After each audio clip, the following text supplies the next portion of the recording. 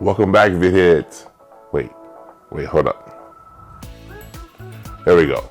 Welcome back, VidHeads, to another great episode, the E2C by Z Cam. I reported a couple things that wasn't quite on par. I got fed some bad information. I read a couple things. Maybe I read into it wrong. Not really sure. But I'm here to clear up some things about the E2C. Let's look at the differences between the E2C and the E2 after this.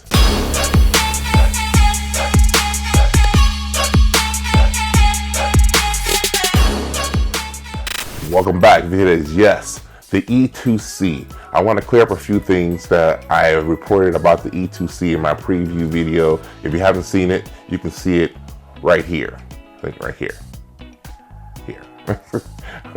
Okay, moving forward, I'm gonna go right through these differences so that it's not a long video. I have my notes here, so I'm gonna go down the list. First of all, the sensor is a different sensor. They do not share the same sensor.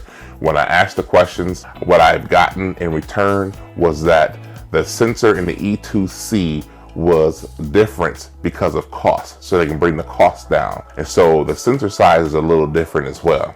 In the E2C, it's 17.56 by 13.1 millimeters. In the E2, is 19 by 13 millimeters. So it's a little bit different size, but the E2C is reportedly to have 16.8 megapixels as opposed to the E2 10.28 megapixels, so that it gives us a better understanding of what's going on there. The next is dynamic range.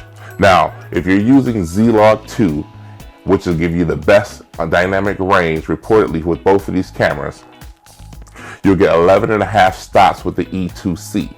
Now, with the E2, you're said to be able to get from 13 to 16 stops of dynamic range based on if you use the WDR mode, which is wide dynamic range mode. I've noticed that range is very light hungry. You need more light in that particular mode as opposed to the other modes. So I don't shoot with that as much right now, but yeah, there's that. Of course, the battery is different. The E2C uses the LPE6 and the E2 uses the Sony NPF batteries. Power cable is a little bit different. The power port on the back of the cameras, the E2C has a 2-prong port and the E2 has a 4-prong port. What I found in my search with that is due to the amperage rating that the two cameras have. Now the E2C requires 1.5 amps. So the E2 requires 5 amps. Of course, there's some port differences. The E2C does not have the IO port, it does not have the XLR port, and it does not have the COM port where you can use the RS-232 port. Of course, frame rates are different. The E2C goes up to 30 frames per second in 4K, and the E2 goes up to 160 frames per second in 4K, but a different aspect ratio, but it goes up to 120 frames per second in a normal aspect ratio 16:9 in 4K. The media is different as well. The media for the E2C is the SD cards, the SDXC is what they prefer, and the E2 uses the CFast cards. Now, the size and the dimensions are different as well. The E2C is a little bit smaller, mainly because it doesn't have those things that I just mentioned, so it can be a little bit more compact. And so, like again, these cameras, I don't think there's one better than the other. I just think that there's different tools for your workflow and what you're trying to accomplish. There's not a big difference there, but there is a difference. So let's go into some things that are similar. First of all, they both record to SSD.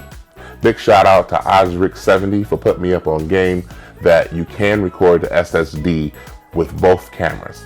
I thought the E2C was not able to, but I did test it and it does work. Not only can you record to SSD, but you can record in all the ProRes flavors.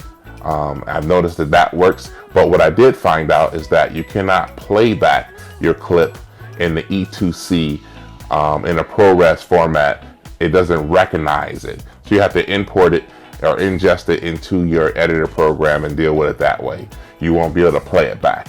Also, if you put an SD card in your E2C, your ProRes flavors will not be available. They'll be grayed out.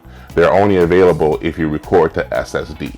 The buttons are the same, the mounting points are the same, the display is the same, the color depth, they both record in 10-bit, lens mount is the same, and they both record video time-lapse. Those are the most notable features, and I wanted to make sure I report back to you guys. I feel bad about reporting some things that wasn't quite true.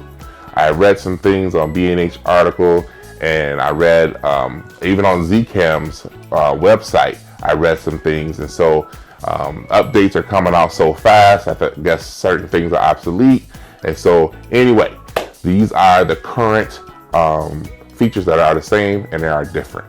Also, I want to make sure I mention that both cameras shoot in Z-RAW and Z-Log 2, but I want to make sure I emphasize RAW is not always the best choice, and in this case RAW is a little convoluted. If you're not used to editing in RAW, this is going to be a little bit more convoluted for you because you have to edit in Z Cam Suite and then import over into your editor program. I think it's best to wait until they get their plugin for Premiere Pro and DaVinci Resolve, if DaVinci Resolve so happens to grant that access, but Premiere Pro is already in the works. So before I leave you guys, I wanted to make sure that I share with you an article I ran across.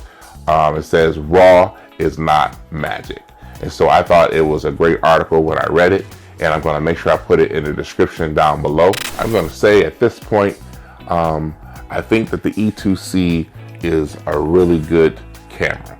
For $800, I'm really impressed at the imagery that I can get out of this camera. I think that I'm looking forward to doing a lot more testing with it to make sure that I can use it in the scenarios that I want to use them in. I'm a big low light guy. I love shooting in low light. I love city lights. I love when I'm doing music videos. I love shooting in that low light spectrum. And so I'm going to be doing a lot more testing with this particular camera, trying to see exactly which profile is going to give me the best performance. One thing I did find is I found a HDMI adapter. I think it's called the 270, where it right angles up in the air, less cable, better cable management. And I noticed that the battery is a lot easier getting in and out. I don't have to like push up or anything like that. It's already out of the way. So that's one thing that I really love. I also use the same thing on the E2 as well. So I just want to pass that along. And as always, I'm Aaron Jones, your big brother. I got your back. Until the next video.